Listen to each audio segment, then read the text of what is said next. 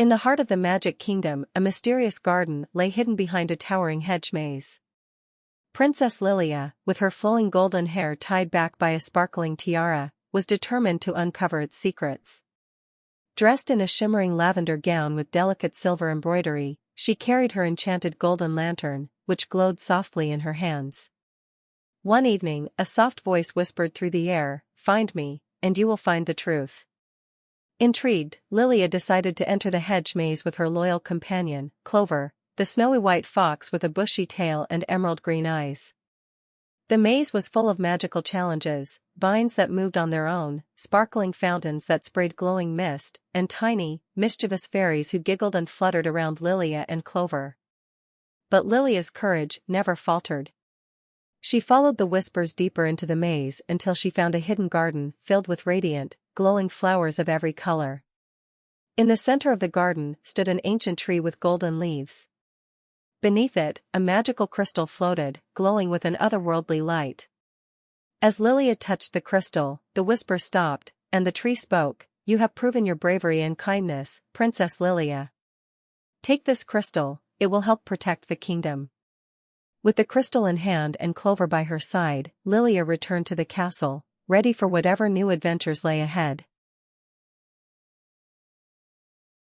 The enchanted forest of the Kingdom of Hearts was a place of magic and harmony, where birds sang melodious tunes, and the trees seemed to hum with life. One morning, as Princess Seraphina, with her golden braid gleaming and her pink gown swaying, enjoyed her tea in the castle garden, a frantic blue jay swooped down. "Princess Seraphina." "The forest has fallen silent," the bird chirped. Seraphina gasped. "Silent? That's impossible. The forest is always alive with music." The blue jay nodded, its wings fluttering in panic. "Without the melody, the forest's magic will fade, and its beauty will wither." Wasting no time, Seraphina, in her silver tiara and heart-shaped pendant, rode her white horse to the edge of the enchanted forest. As she entered, the silence was eerie. The usual joyful sounds of chirping birds and rustling leaves were gone. Deep within the forest, Seraphina discovered a shimmering harp tangled in vines. It glowed faintly, but its strings were broken. An owl perched nearby explained, "The harp is the heart of the forest's music. You must repair it to restore the melody." Seraphina inspected the harp. "How do I fix it?" she wondered. "The strings can only be woven from threads of pure kindness," the owl hooted. "Seek those you've helped, and they will guide you." Remembering her past adventures, Seraphina thought of the baker, the kitten, and the golden-striped squirrel. She called for their help, and one by one, they appeared, each offering a thread of magic kindness. With care, Seraphina wove the strings back into the harp, her hands steady and her heart full of hope. When the last string was in place, the harp glowed brightly and began to play on its own. Instantly, the forest came alive with sound, the birds chirped, the leaves rustled, and the air filled with a joyful melody.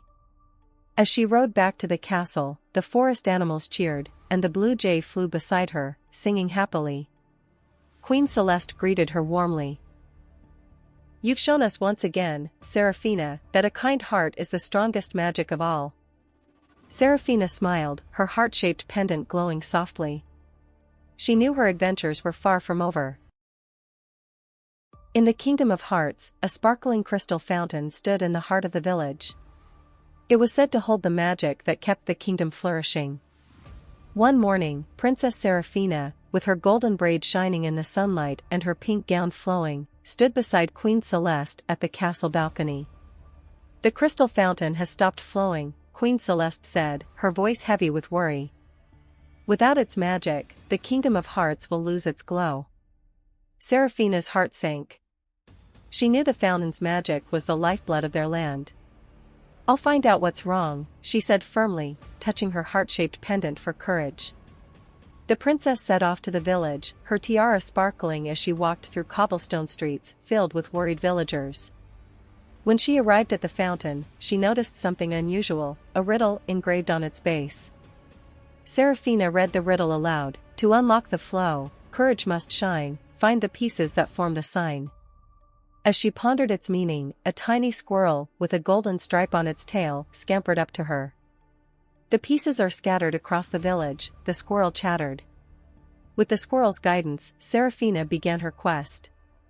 She helped a baker who had lost his ingredients to find a shimmering shard in his flour sack.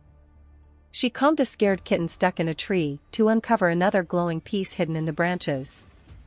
Each act of kindness brought her closer to completing the puzzle. Finally, Serafina returned to the fountain with the collected pieces. The squirrel hopped up and arranged the shards into a glowing heart symbol. As Serafina touched it, the fountain burst to life, its crystal water sparkling and restoring the kingdom's magic. The villagers cheered, and Queen Celeste smiled proudly. "You have shown that courage and kindness can solve even the hardest puzzles," she said. Serafina felt her heart swell with pride. She was ready for whatever challenge came next. Late one night, in her cozy little room, Luna sat by her telescope, gazing at the twinkling stars above.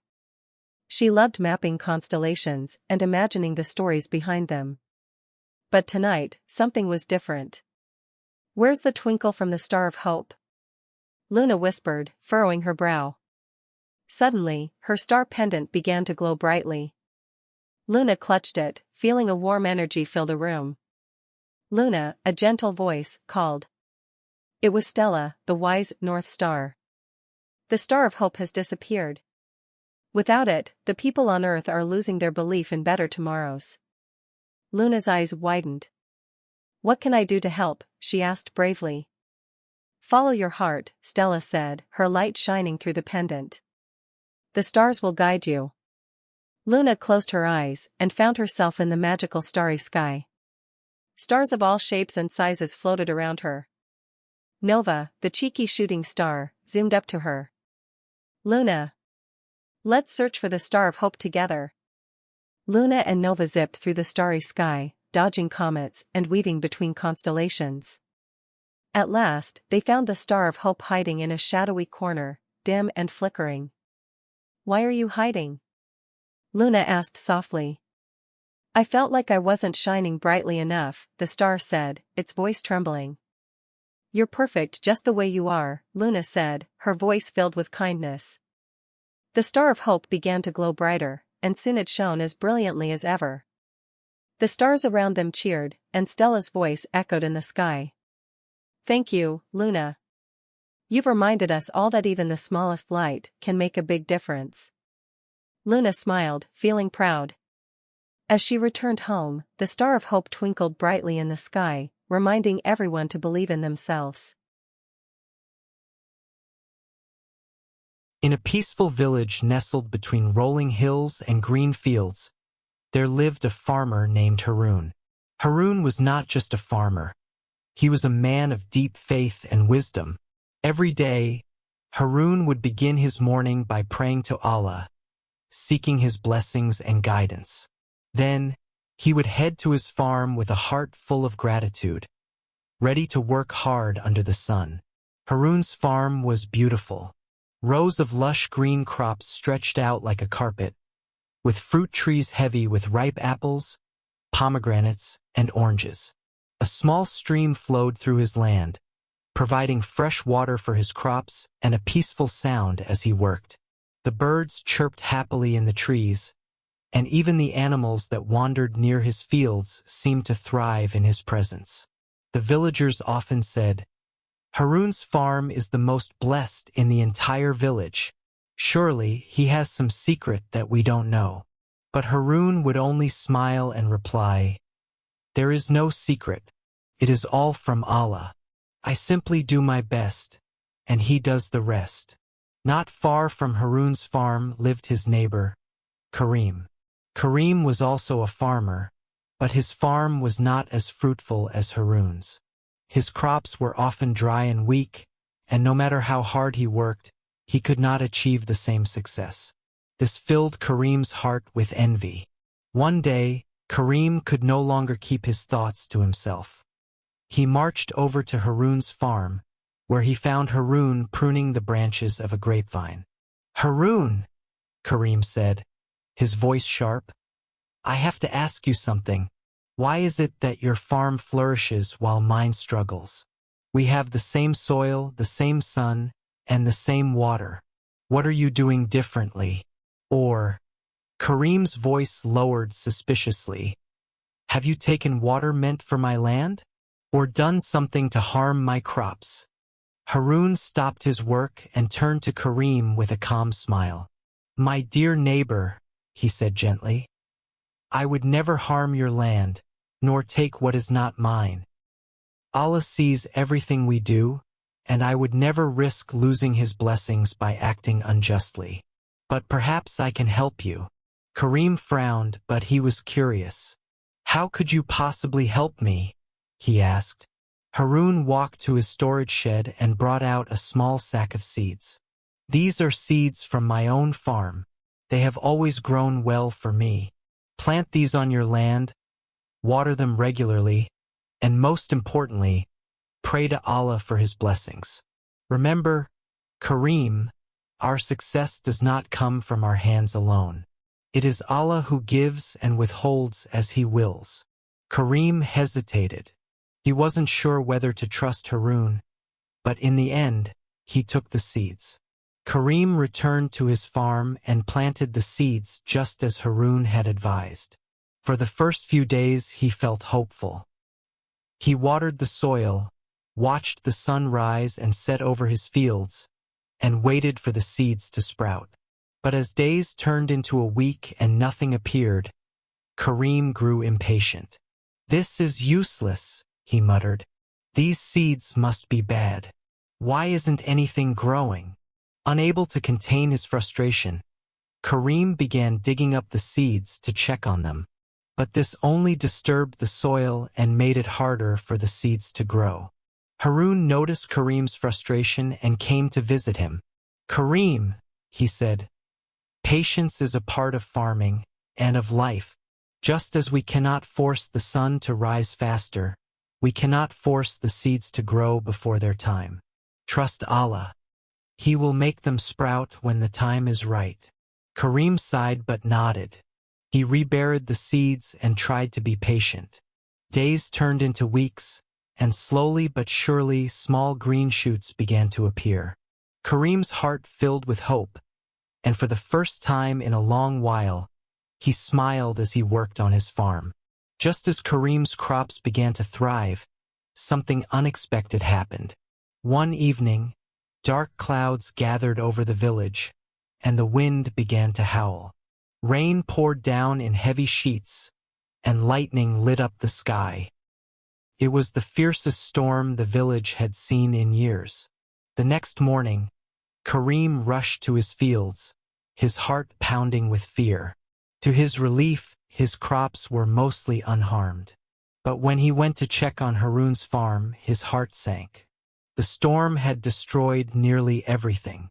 The trees were broken, the crops were flattened, and the once beautiful farm was now a muddy mess. Haroon stood in the middle of his ruined farm, looking calm despite the destruction. Kareem, he said with a smile, how are your crops? Did they survive the storm? Kareem felt a pang of guilt. His own farm had been saved, but Haroon's had been ruined. How could Haroon still smile after losing everything? My crops are fine, Kareem said quietly. But your farm, it's gone. I don't understand. You worked so hard, and you always prayed. Why would this happen to you? Haroon placed a hand on Kareem's shoulder. My brother, he said, everything we have belongs to Allah. He gives and he takes and he knows what is best for us. Maybe this is a test for me, or maybe it is a blessing in disguise. Either way, I trust in his plan. Kareem couldn't stop thinking about Haroon's words. He remembered how Haroon had helped him when he was struggling, and now it was Haroon who needed help. That evening, Kareem filled a large basket with fruits and vegetables from his own farm and carried it to Haroon's home. Haroon, Kareem said, tears in his eyes. This is for you. It's not much, but it's all I have to thank you for your kindness and wisdom. Haroon accepted the basket with gratitude. "May Allah bless you, Kareem," he said. "But remember, true kindness comes from Allah. He has blessed you with success, and now He is giving you the chance to share it with others. Never forget that everything we do should be for His sake." From that day on, Kareem and Haroon became close friends. Kareem continued to share his harvest with those in need, and Haroon's farm slowly recovered. Together, they reminded the villagers of the importance of patience, gratitude, and reliance on Allah. It was a calm evening in the Kingdom of Hearts, and the castle courtyard sparkled under the light of a full moon. Princess Seraphina, dressed in her flowing pink gown with silver accents, gazed up at the stars from her bedroom balcony. Her golden braid shimmered, and her heart-shaped pendant glowed softly. Suddenly, a soft knock interrupted her stargazing. It was Luna, the castle's gentle gray owl, who carried a silver scroll in her talons. Seraphina unfolded it to read a mysterious message: "Beneath the moonlight's gentle glow, find the mirror's truth below." Intrigued, Seraphina followed Luna to the castle's hidden moonlit chamber, a room said to hold secrets revealed only under the light of the full moon. Inside, she found an ornate silver mirror, covered in dust. As she wiped it clean, the mirror shimmered and spoke, "To find the truth, your courage must shine. Solve my riddle, and the secret is thine." The mirror displayed the riddle: "I reflect, but do not speak, yet in my depths, the answers peek. What am I?" Seraphina smiled. "You're a mirror," she answered. The mirror glowed and opened a secret passage, leading her to a hidden garden bathed in moonlight. In the center of the garden stood a pedestal with a small crystal key. As Seraphina reached for it, the garden's vines came to life, twisting and blocking her path. Luna swooped down and whispered, "The vines, test your bravery. Prove your heart is strong." Seraphina closed her eyes, touched her glowing pendant, and stepped forward, speaking kindly to the vines. "I come with courage and kindness. Please let me pass." The vines untwined, allowing her to take the key. When she returned to the mirror, it spoke again, "You have proven your heart's strength. This key unlocks the moonlit treasure, a gift to protect the Kingdom of Hearts." As the moonlight faded, Seraphina felt proud and ready for her next adventure, holding the key close to her heart. In the heart of a beautiful land filled with golden meadows and sparkling rivers stood the grand castle of the Kingdom of Hearts.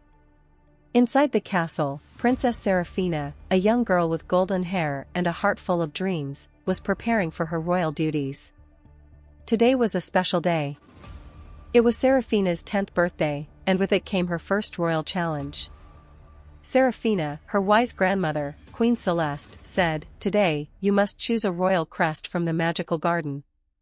This crest will guide your journey as a princess."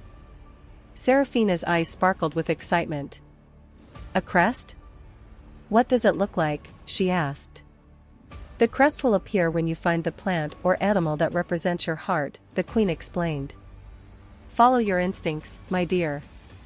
Seraphina ventured into the magical garden, a place where every flower glowed, and animals spoke. She met a colorful bird singing a sweet melody. "Are you my crest?" Seraphina asked, but the bird shook its head. Further down, she saw a golden rose shimmering in the sunlight. She reached out to touch it, but it wilted before she could. "Why is this so hard?" Seraphina sighed, sitting by a small pond. Then, a tiny rabbit with soft white fur hopped toward her. It looked frightened, its little ears drooping. "Oh, you're scared," Seraphina said gently. She picked up the rabbit, speaking softly to calm it.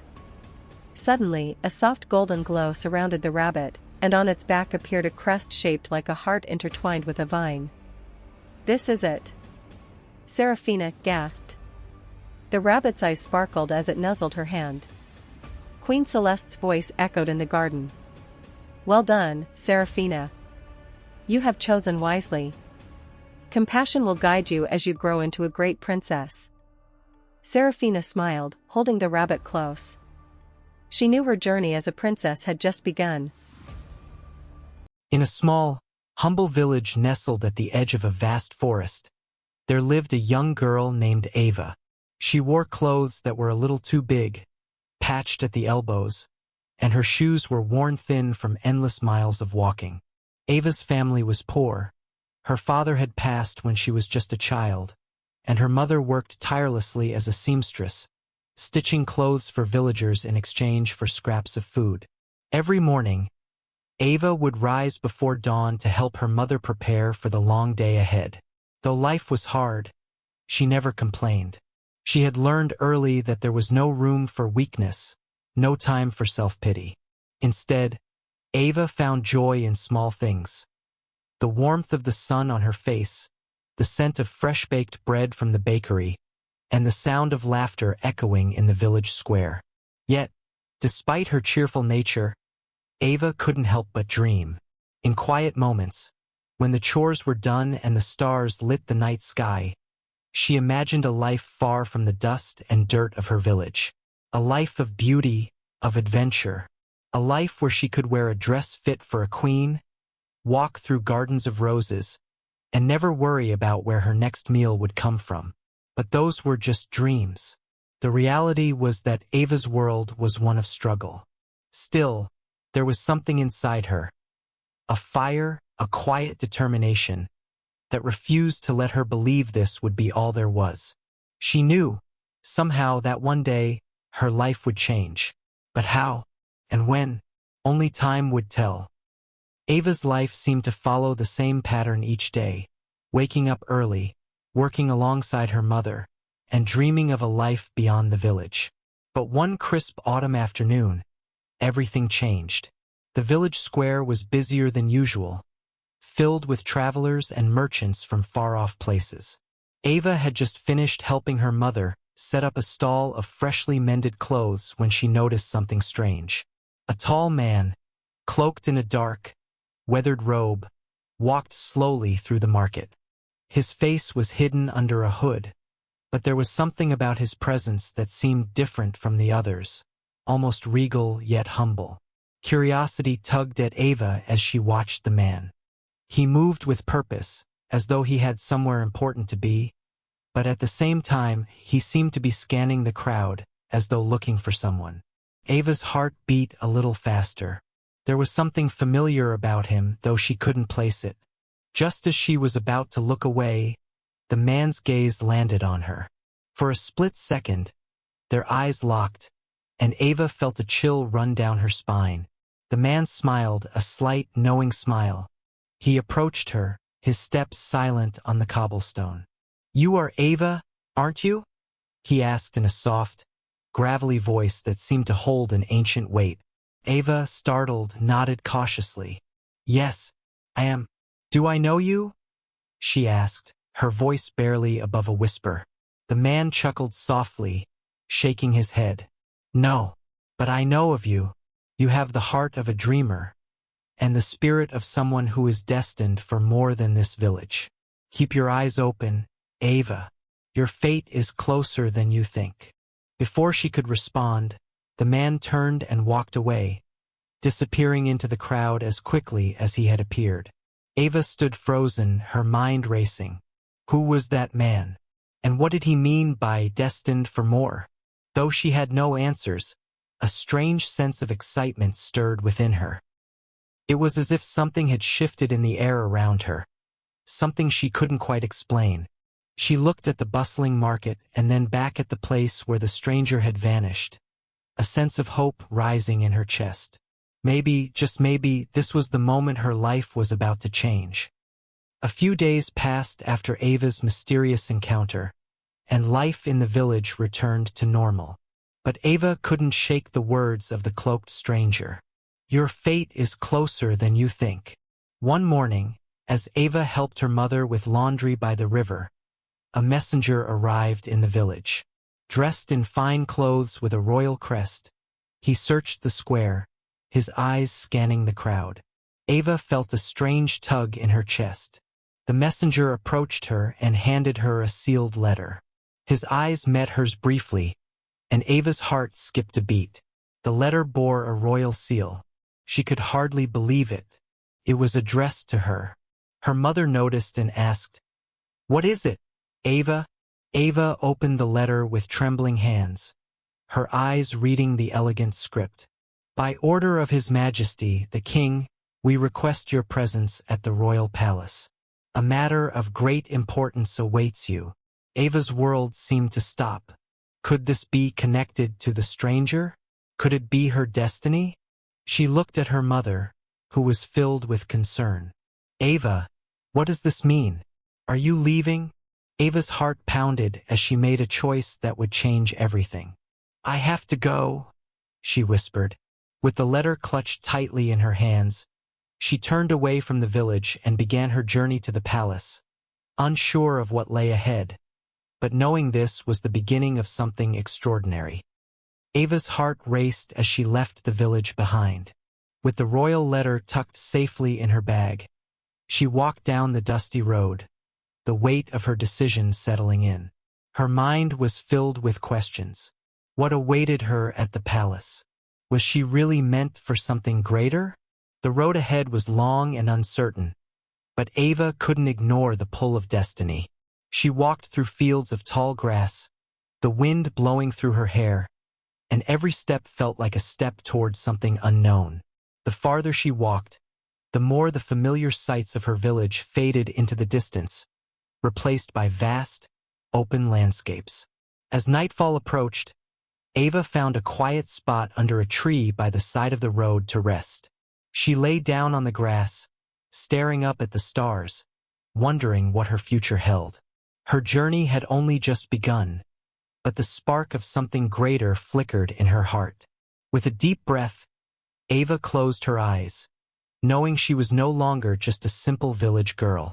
She was on the path to something extraordinary. Ava had been traveling for days. The road was long and the days were filled with uncertainty, but she kept moving forward. She had crossed fields, forests, and streams, each step taking her further from the village she had known her whole life. One evening, as she walked through a dense forest, she heard a rustle in the bushes ahead. Her heart skipped a beat. Could it be? Suddenly, the cloaked stranger from the village appeared again, emerging from the shadows as if he had been waiting for her. Ava froze, unsure whether to feel afraid or relieved. "Do not be afraid," the stranger said, his voice calm and familiar. "I have been following you, watching your progress." Ava's mind raced with questions. "Why are you following me? Who are you?" The stranger smiled, his eyes soft and knowing. "I am someone who has been waiting for you to realize your true potential. The letter you received was only the beginning. You have much to learn, Ava." Confused, Ava asked, "What do you mean?" "The palace will not be what you expect. There are challenges ahead, tests you must face," he explained. "But you are destined for more than you realize. Trust in your journey." Ava nodded slowly, still unsure of what to believe. But somehow, she knew the stranger spoke the truth. With his words echoing in her mind, she continued on her journey, the weight of destiny growing heavier on her shoulders. After days of travel, Ava finally reached the grand gates of the palace.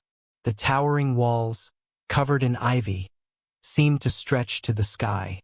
She stood before them, awestruck, her heart pounding in her chest. As the gates creaked open, a royal guard in shining armor stepped forward, eyeing her curiously. Ava hesitated for a moment but then showed him the royal letter she had carried with her. The guard's eyes widened in recognition as he bowed slightly. "You are expected, miss," he said, gesturing for her to enter. Ava stepped inside, the grandeur of the palace overwhelming her.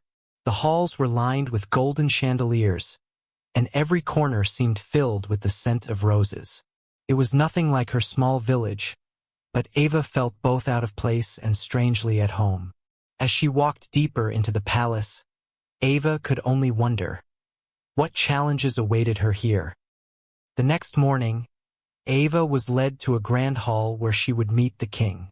The room was filled with nobles and courtiers, all whispering amongst themselves.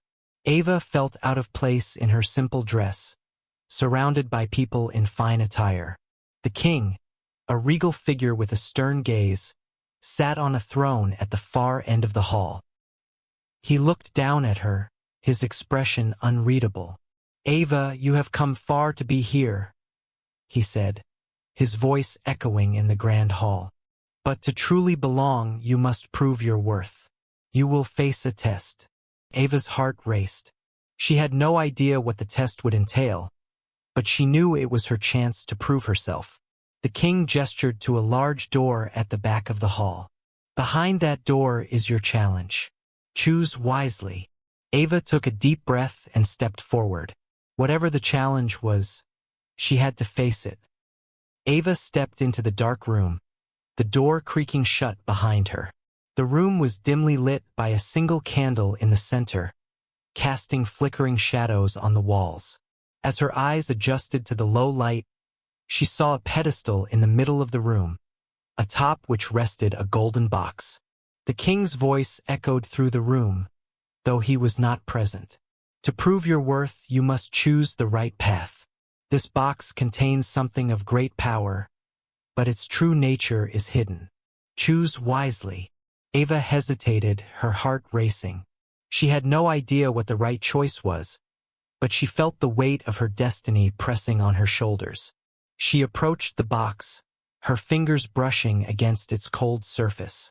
As she opened the box, she was met with a blinding light.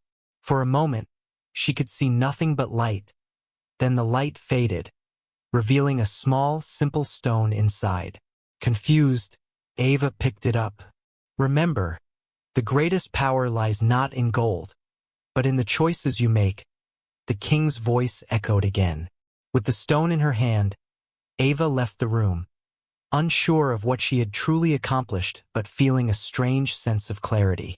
She had passed the test, but the real challenge was just beginning. Ava left the royal hall with the small stone still clutched tightly in her hand, the weight of its simplicity pressing against her palm. The echoes of the king's words filled her mind. The greatest power lies not in gold, but in the choices you make. The grand halls of the palace seemed distant now, as she wandered through the lush garden that stretched out before her. The scent of roses and fresh herbs filled the air, and the bright colors of the flowers seemed to whisper promises of new beginnings. For the first time since her arrival, Ava felt a quiet sense of peace.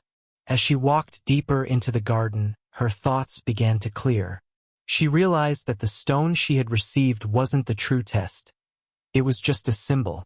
The real challenge had always been about something more intangible. The way she faced uncertainty, how she chose to navigate the unknown, and how she decided to shape her future. It wasn't about wealth or power. It was about choosing the right path, even when that path was unclear. The realization brought her a sense of calm. She was no longer burdened by the question of whether she had passed the king's test. The test had never been about the stone, or the palace, or even the crown. It had been about understanding that her destiny wasn't handed to her. It was something she had to create step by step. Ava smiled softly to herself, feeling the weight of her past lifting. With a newfound clarity, she stood tall and looked out at the horizon. The journey ahead was still uncertain, but now she knew that no matter what, she would face it with courage. The road was hers to choose, and she was no longer afraid to walk it. Ava stood in front of the royal court, the golden crown resting in the king's hands. The nobles watched in silence, awaiting her decision. She had come so far, faced trials, and learned much about herself. But now the final decision was hers. The king's voice echoed in the chamber. "You've proven yourself worthy, Ava. You may choose to accept the crown and take your place as royalty, or you may continue on your own path." Ava looked around at the faces of the nobles, the grand palace, and the life of luxury that awaited her. But something inside her felt different now. She had learned that true power wasn't in gold or titles. It was in her choices and her heart. With a steady breath, she stepped forward and gently placed her hand on the crown, but instead of lifting it, she pushed it aside. I don't need a crown to be who I am, she said, her voice clear and confident. I've found my true strength, and it's not in a title, but in the choices I make. The room was silent for a moment. Then the king smiled warmly. You have chosen wisely, Ava. The kingdom needs a ruler with a strong heart, and you have that. Ava smiled back, knowing her journey had only just begun. She had chosen her own path, and it was one that was uniquely hers.